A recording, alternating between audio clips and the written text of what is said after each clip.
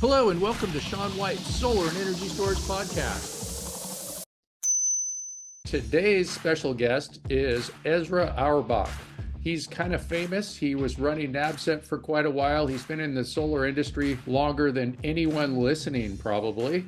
And welcome to the show, Ezra. Maybe you can even give yourself a little bit of an introduction. I know 30 plus years in the industry.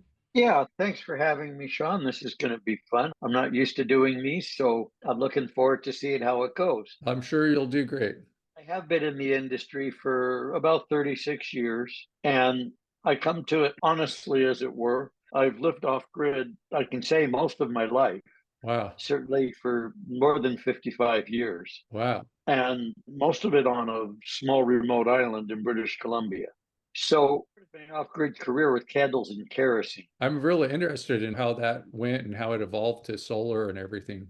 Well, our first electrical system was to run a light bulb and a tape cassette. Like Jeff Spees says, it was all about listening to the Grateful Dead. I've been to quite a few of those shows myself. Actually, I just saw them at the Sphere, or what's left of them. Not much left. And so our first electrical system, we charged it with 2 car batteries in a truck that was parked on a hill. When the car battery went dead, you put it in the truck and you pushed it down the hill to get it started. Good old standard transmissions. So when solar started a little head around our community in the mid 80s, it was a no-brainer to get interested in it. I ended up with my partners starting a business. I credit it to Real Goods. In those days, Real Goods replaced Mother Earth News as outhouse reading, and looked at it and came up one day and said to my wife, how hard could it be to start a solar business? Let's do it. Great. And Energy Alternatives was born from there. And So that was your company, Energy Alternatives? yep, we started a business fairly similar to Real Goods, Catalog, or AEE. What year was that? That would have been 1986. Wow. And we mail ordered solar and batteries, windmills, and micro hydro all over Canada, to the way north, to the far east part of the country. And it was a heck of a lot of fun. So is a lot of that like those Arco solar modules, or were those even available yet? Modules we sold were Arcos. We sold Kyocera's, we sold Hoxans. We settled on Kyocera's for a number of years because we dealt with Photocom. They were a really good wholesaler for us back in the day. We sold the company in 95 or 96. And after that, I started working in industry. Started my industry career at venerable Trace Engineering. Yeah. And I started to understand some of the larger challenges in our industry on the not technical side. There were an awful lot of people out there that didn't have a clue what they were doing. They were selling equipment to people, they couldn't support it, they couldn't install it right. And it coincided with the availability of government grants. All of a sudden, people that weren't passionate about solar, but who were passionate about making a buck, jumped into the industry with both feet. It was a lot like the 70s during the Jimmy Carter era, when he brought in really big subsidies for solar thermal. It broke that industry. Everybody with a pipe wrench and some copper pipe went out and sold solar thermal. And to no one's surprise, a lot of it didn't work, and worse yet, a lot of them leaked into buildings.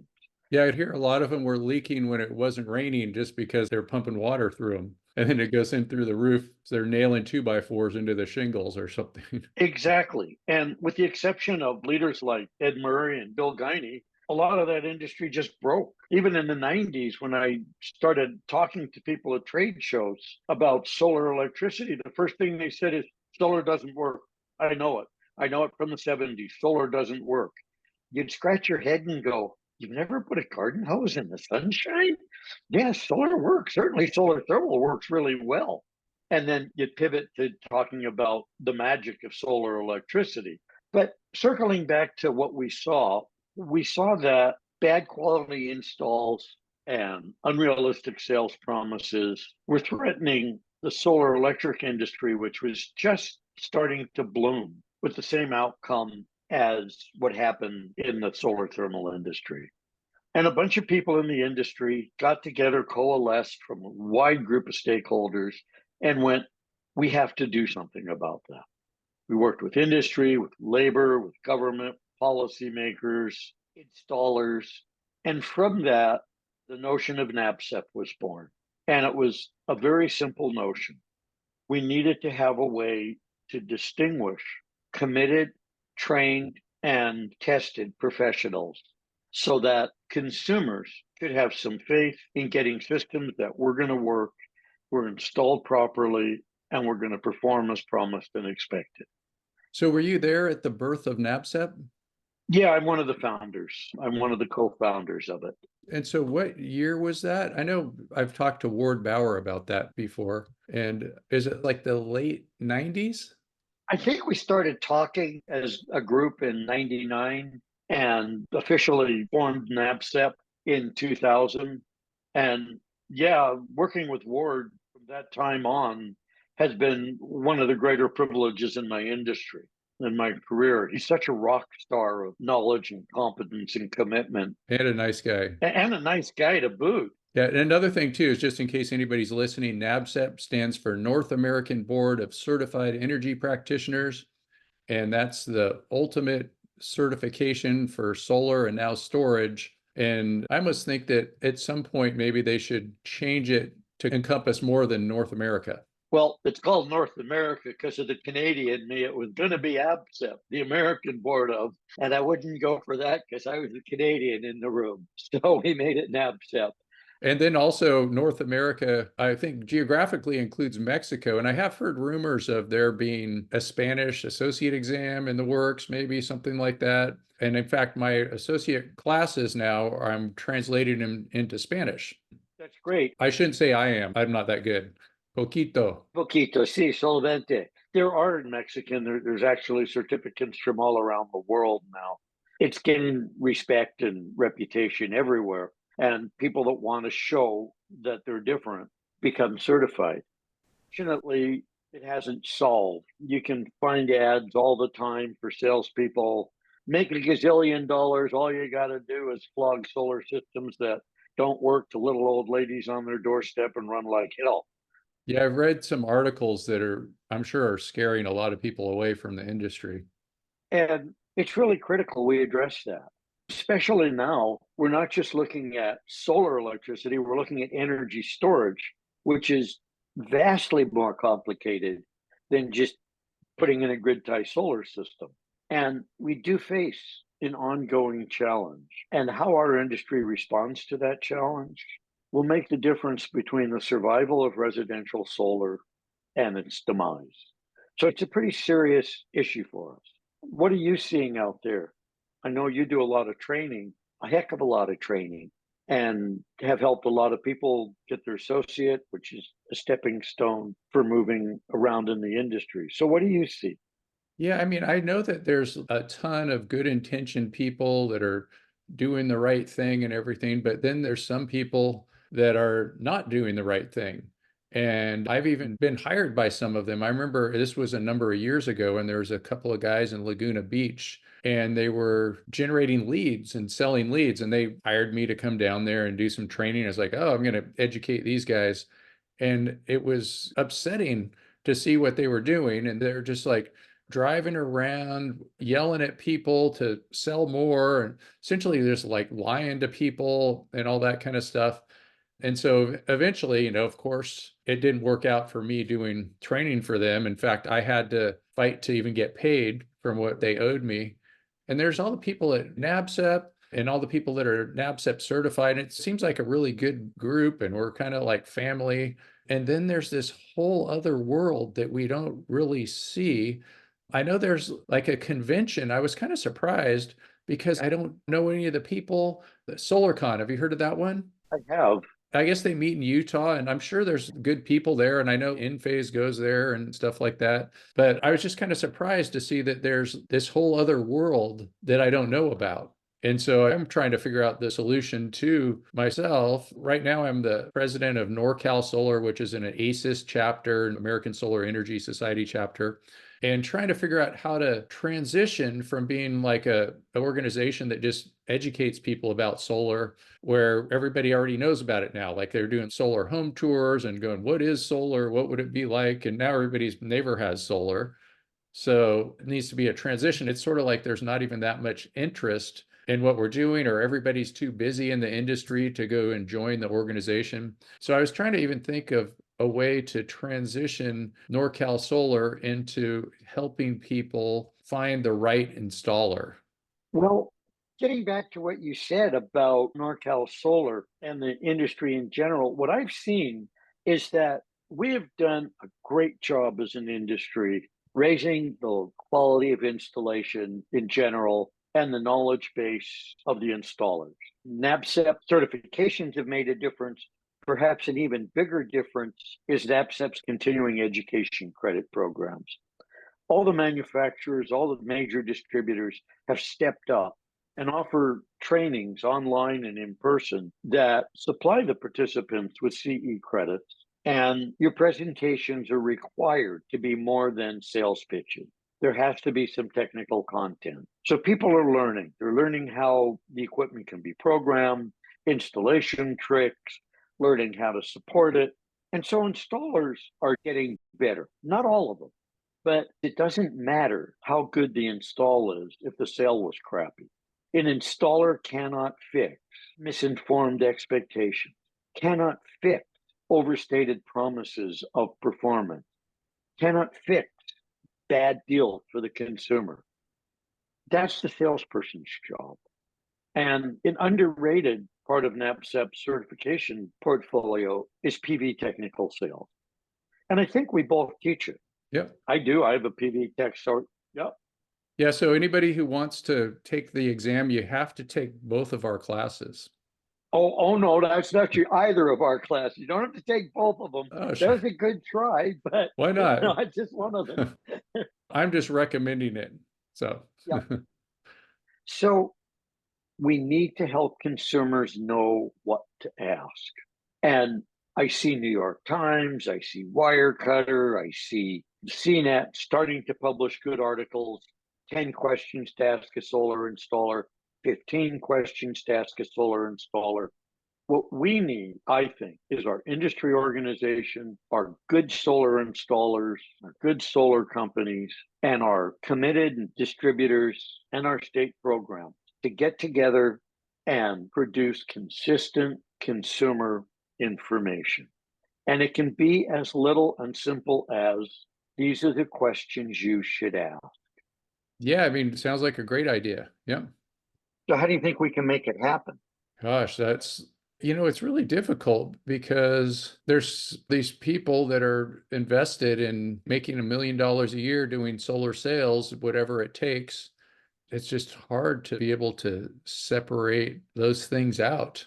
What my solution is really is if somebody asks me, who should I buy solar from? I say, go to the NABCEP website and look for someone there that's NABCEP certified to sell it to you. And then that will work because it is different in different places.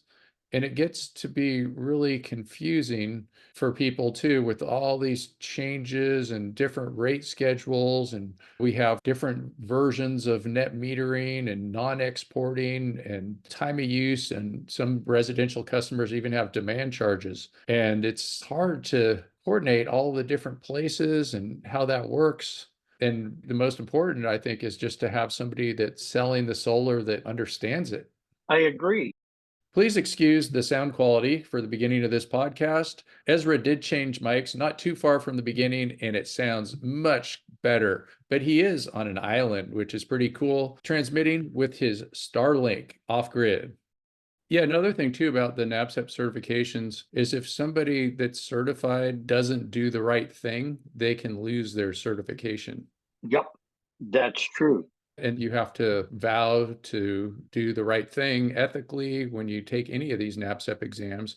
And even if they have a different NABCEP certification, it's still, I think, a good thing. It's a lot better than somebody that is just good at selling. One of the things that I have, electrical and solar contractors licenses in California, and I'm not actively using them, but I get so many emails, LinkedIn's, phone calls about people trying to sell qualified leads and all these different things. It's kind of overwhelming.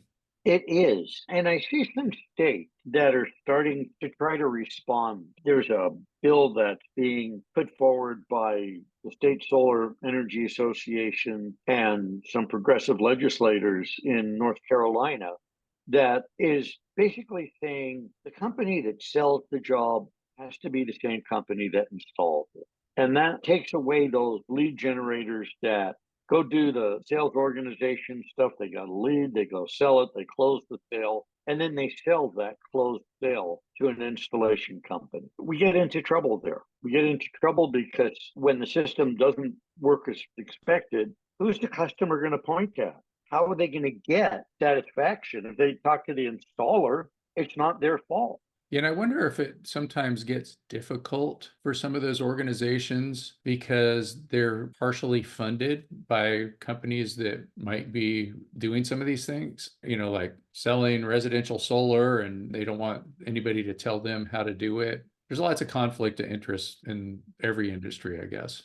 It is, and it's true. When you have an industry association, their knee-jerk response is to protect their members, their stakeholders. We interrupt you for a very important announcement. Sean White's Solar and Energy Storage Podcast has been brought to you by Sean White's Solar and Energy Storage Podcast. That's right, Sean White is sponsoring his own podcast, and he wants to remind you to go check out some of his classes. You can go to SolarSean, that's solar, SEAN.com, and then click on the links to check out his classes. You can check out his heat spring classes, and you can also hire him to teach classes for you, like at your company, something like that. Now back to the show. So we've just changed microphones with Ezra, and he sounds much clearer. So where were we, Ezra?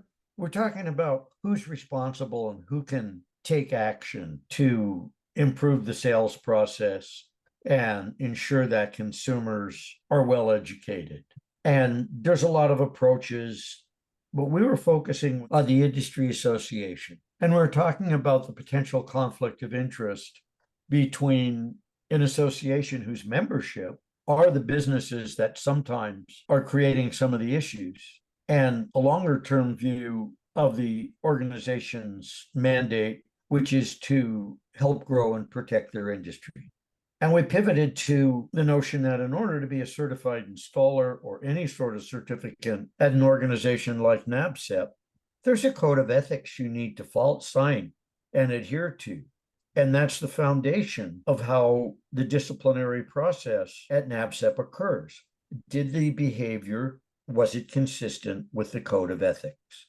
And I think that perhaps we want to have that as part of our industry associations. Yeah, we'd love you to join, but joining this means you're joining something for a higher purpose than just your business. You're joining it for the industry your business participates in. Yeah, which in the long run is probably good for their business.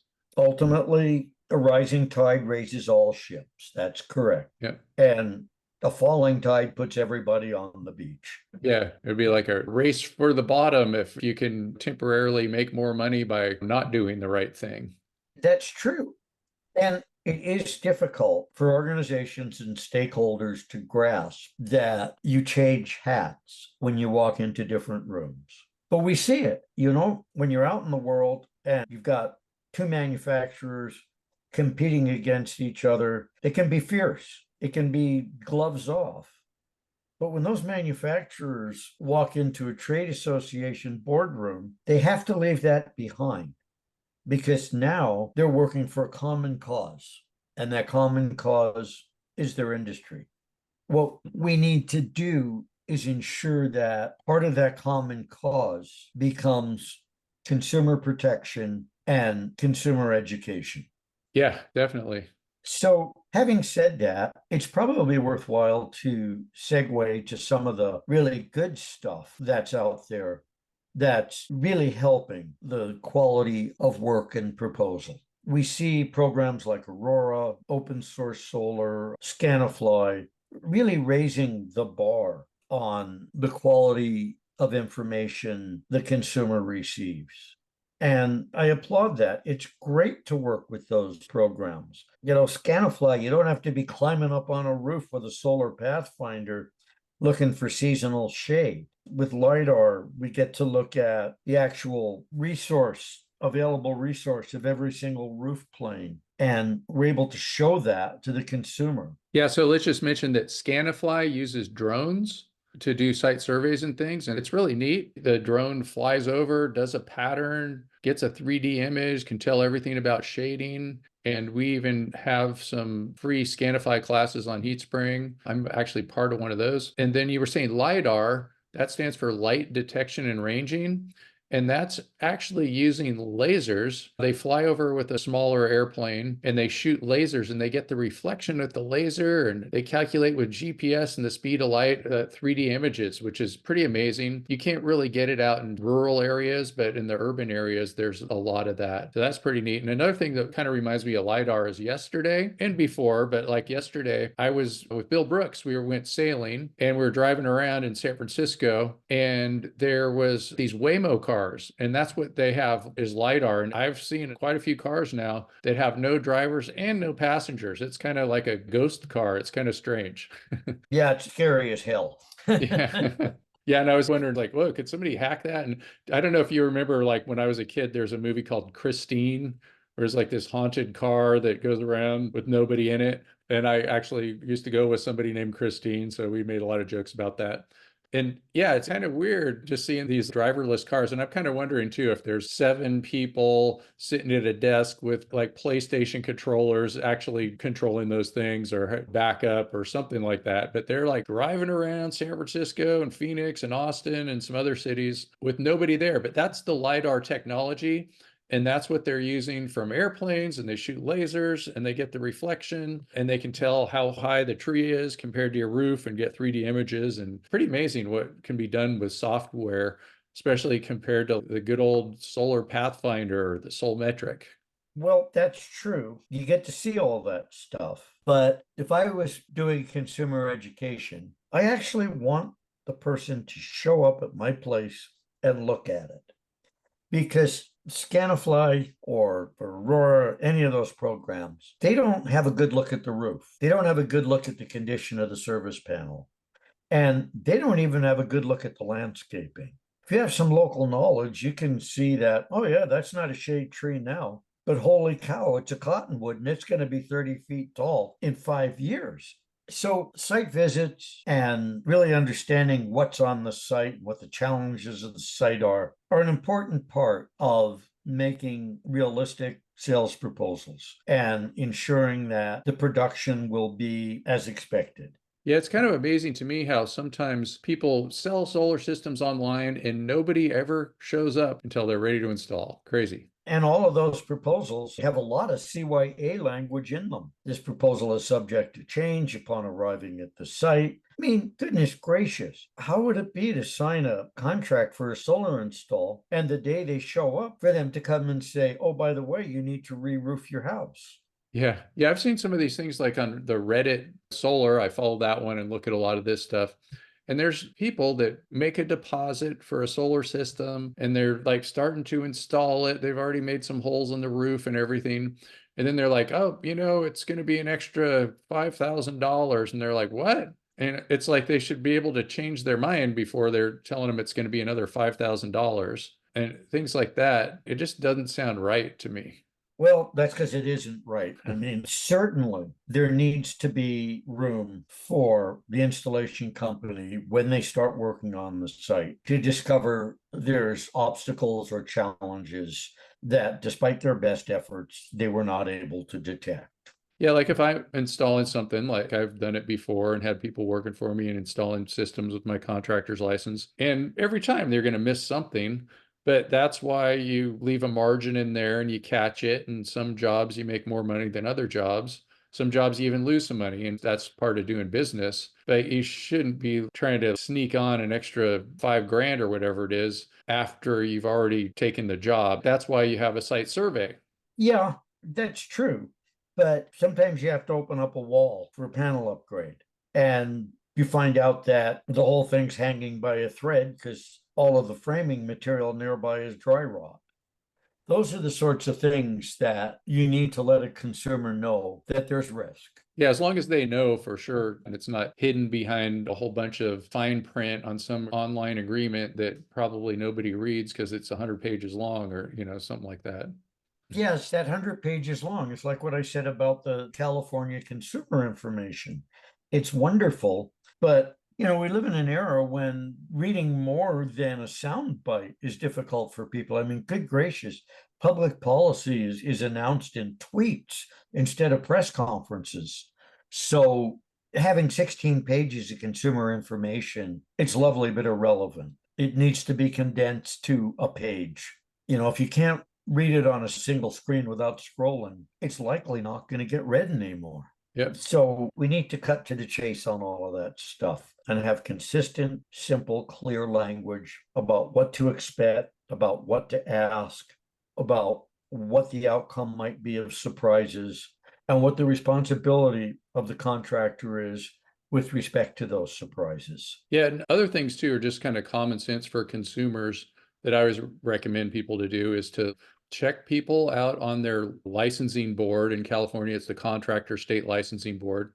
And they actually have something that's kind of funny almost, or can make jokes about it. It's like most wanted list, and they have people's faces, and there's like people out there, and it's not just for solar, it's any kind of contracting, building houses or whatever. And so you can look people up with any kind of license, doctors, lawyers, you can look up and see what kind of complaints they've had. And then you can go on the Google, the Yelp, and the Better Business Bureau. I know that there's this one person that I'm familiar with, and he's a nice guy and a good installer and a terrible business person. And he has the worst Better Business Bureau rating I ever saw. And so you just have to look that way for people too. And then, of course, as I said before, NABCEP certified, somebody at the company, NABCEP certified at least, and talk to that person. And those are some good things that everybody should do. And especially just like the Yelp and the Google and all that for anything you're buying, even if it's not solar. Yeah, I agree. And I think I'm going to switch gears a little bit. We keep talking about the importance, which is clearly true, of education, of consumer protection. What we haven't touched on is how much fun the next era of solar is going to be. We're moving into places where the lines between off-grid and on-grid are blurred by dynamic hybrid systems. We're moving into new territory of self-consumption, where people are basically off-grid with the utility as their backup generator. Uh-huh. And we're moving to that absolutely astonishing frontier of the interaction of virtual power plants, electric vehicles, solar energy, and stationary energy storage. Stuff that, when I entered the industry, was truly science fiction. Yeah. And it's going to be a fabulous ride. It's also going to be even more challenge. Now we got car dealers that we got to teach to tell the truth about how their cars interact with the utility. Good gracious, that's a challenge for you. Yeah, and then probably 2 years from now, it's going to be a whole different explanation with more EV to grid and all that. Yep, an EV to grid is going to be an absolute game changer. EVs are a game changer. And one of the big published fears is EVs are going to break the grid. No, they're going to help the grid. They're parked most of the time. If they're connected to the grid when they're parked, they have the ability to support it instead of break it. It's just colossally exciting, the technology we're moving into. And as we move into that technology, the skills and knowledge required of our industry professionals just continues to accelerate. Yeah, I can kind of see a future where you have maybe 100 amp service, just for an example, including bidirectional electric vehicles. You might have 400 amps of inverters at your house, all controlled by electronics. You're exporting to the grid more than you're taking from the grid throughout the whole year, but there might be time of use charges that are compensating for that. And you're even helping the grid, perhaps even making money, especially if your car's parked there all day and you're working from home.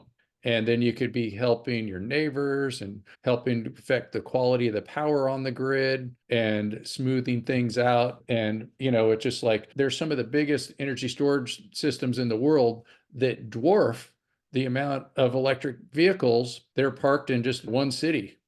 That's true. We look at multi-megawatt systems.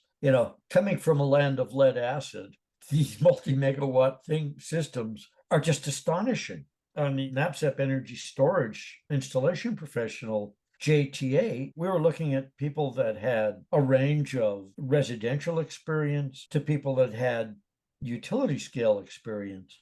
And the conversation of what was a large system, what constituted a large system, was quite laughable. Somebody said half a megawatt. Somebody else said 10 megawatt. Somebody else in the room said, well, I never work on anything less than 20 megawatt hours. I just about fell off my chair and kind of went, could I have your floor sweepings? Yeah, and then with energy storage, it's complicated too, because it's not just the megawatts, it's the megawatt hours, and how do you define that? And I know the biggest one in the world, I believe, but it probably changes every day, is 3 gigawatt hours out at Moss Landing. And I know they're working on it. It's supposed to end up being 6 gigawatt hours. And then there's another one that's just right next to it on the same property that's also one of the top 10 biggest energy storage systems in the world. But then if you look at all the Teslas, Rivians, General Motors, even Cadillacs, there's a whole lot of gigawatt hours of those out there, and it dwarfs the stationary storage. In fact, even at my house, we have like 150 kilowatt hours sitting here plugged in right now without the ability to support the grid yet, which will change soon enough. Maybe not for these cars because they were built a certain time, but pretty soon I think that it's going to be the utilities and the EV manufacturers begging for us to go bidirectional, because that's the way that it's going to work on the grid, or they wouldn't be able to have as much business. Oh, that's so true. I look at the ideal system being some stationary energy storage, because if the grid fails when you're not home and your major energy source is your vehicle, that's not going to help your fridge. It's not going to help the food in the freezer. So some stationary energy storage, 18, 20 kilowatt hours would be a great starting point. But then when you park that car, you go from 1 day storage to a week storage. And moreover, you go to the ability to go somewhere where there is utility power, because it's not out everywhere, and recharge it and bring it home. As an off-grid guy, the notion of being able to, I can't do it because I live on a remote island, but I know lots of people in Northern California off-grid that have roads. Being able to go to Costco and get a week's groceries and then pop over to a fast charger and bring home a week's electricity. Yeah, that's pretty magical through those dark winter months. I know, huh?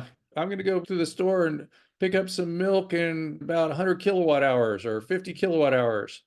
Yeah, if those kilowatt hours cost me 50 cents a kilowatt hour, it's still a good deal. It's still an awfully good deal. And yeah, I'm in the same boat. I have two EVs. One of them's an orphan. It lives over in a parking lot on Vancouver Island. But the other one sits in my garage most of the time. It's charged with solar, but I have no way of using that car to augment my battery, to augment my energy storage system. And I'm sure you feel the same way. It's colossally frustrated Yeah. to look at a stranded resource like that. Yeah. And we got to figure out the solution.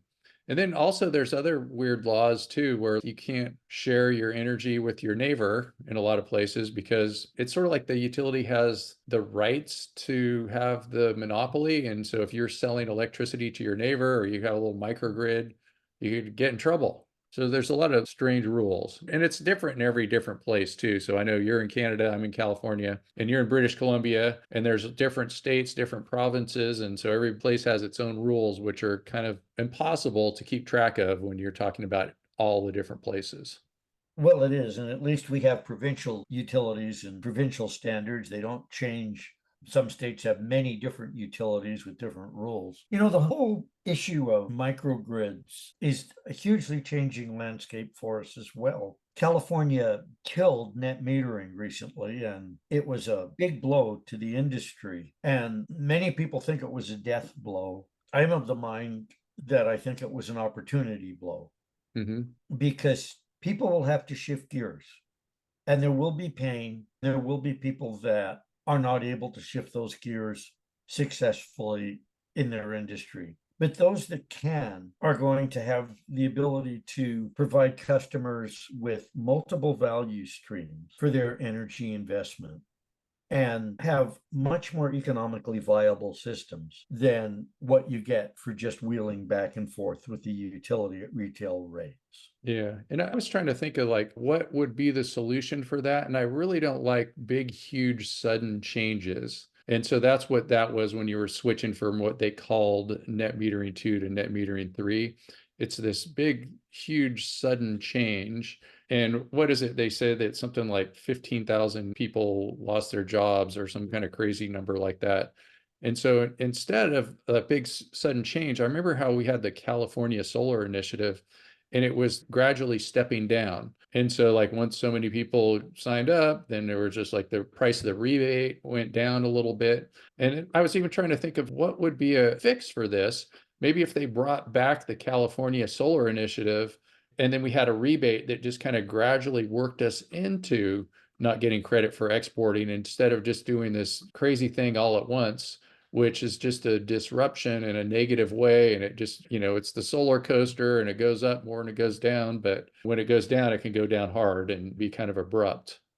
I totally agree. Rapid policy changes without industry buy-in almost always hurt. It's almost always bad for the consumer, bad for the industry, and good for whatever stakeholders have promoted it. And yeah, there would be great ways to transition to net metering 3. If you move the solar incentive to energy storage and the ability to export on demand, that would be a great transition. If you encouraged community microgrids, that would be a great transition. The problem with sharing your power with neighbors is ultimately the challenge of anti-island. We have anti-islanding in all of our grid connected inverters for a darn good reason. We don't want to be pushing electricity both ways on power lines if there's service personnel that aren't aware which way the power is coming from. So we have a really good cause, a good reason for anti-islanding. But there's no reason that you can't anti-island a community or a group of connected homes. Yeah. But there definitely needs to be the technology in place that's not software driven, that's mechanically driven, that will continue to protect the line workers at all times.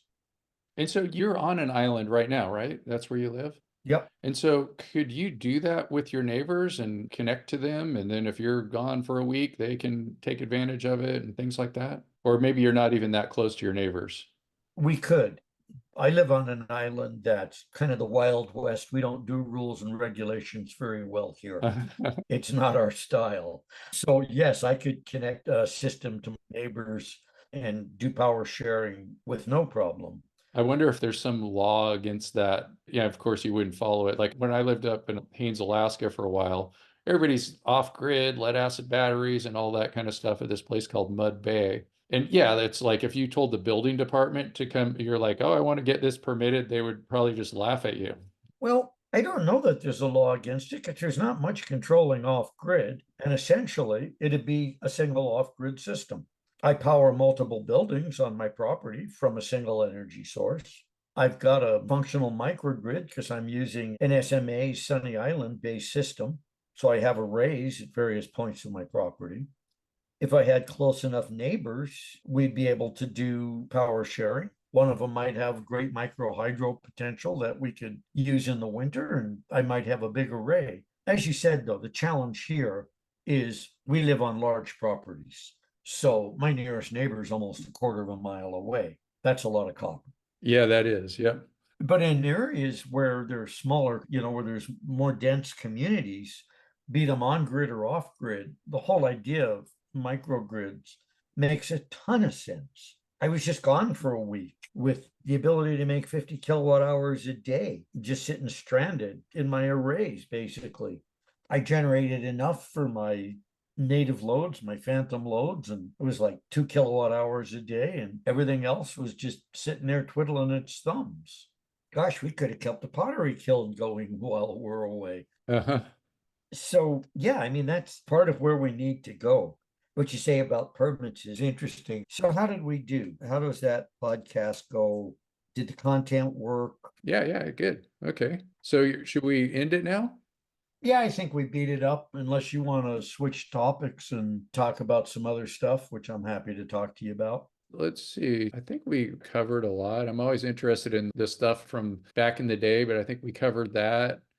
And we talked about that. I think we're pretty good. We can always do it again too if you want sometime.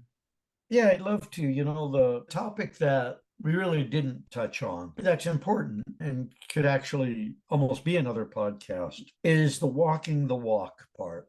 It's so important that the people that sell us this equipment and the people that install this equipment have some skin in the game.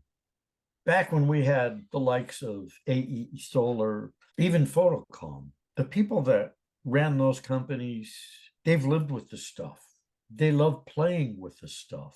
That was one of the things that always distinguished Outback Power from some of their competitors and Trace before that, is those companies were made up of solar geeks. They went at midnight solar. They go home and they play with that junk in their free time. It's fun. They get a buzz on from messing with that stuff. And that's so hugely different than when it's just bean counters and corporate interests that don't actually love it. I know you come from that. Yeah, I like to play with it. I do this in my spare time. I can't imagine you don't have some sort of solar on your sailboat. I hope I'm not wrong about that. Uh-huh. Yeah, as far as the solar on the sailboat, it's sitting there, but we're actually too busy to hook it up. And then we just go out for a couple hours at a time. We were trying yesterday to think of what would happen if we went grid tie on the dock and tried to backfeed that little meter. And, pretty much the only electricity we do is for a float charge on our battery. And that's it. Yeah, well, that's a nice little 10-watt module.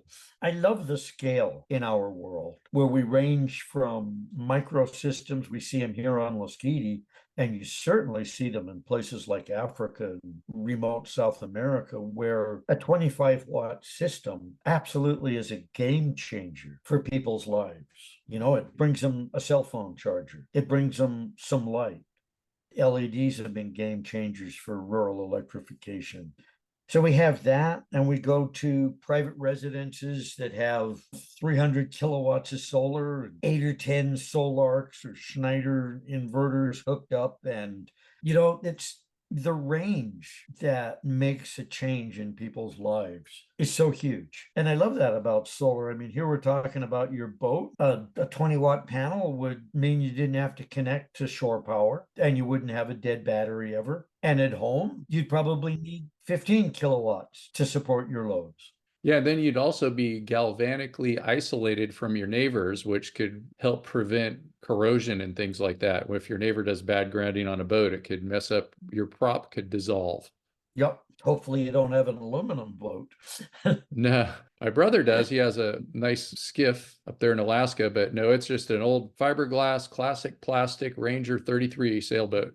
Sounds like a lot of fun on Sunday. I think it's 1974. Next time you're in the Bay Area, we'll make sure to take you out. That'd be good. Gee, 1974. I moved to the island in 1972. So, yeah, it's a pretty old boat. It's probably older than you. No, I'm a 67 guy, so I've got it beat a little bit. But yeah, I guess it's 50. We should have had a 50th birthday for it yesterday. Next time we go out.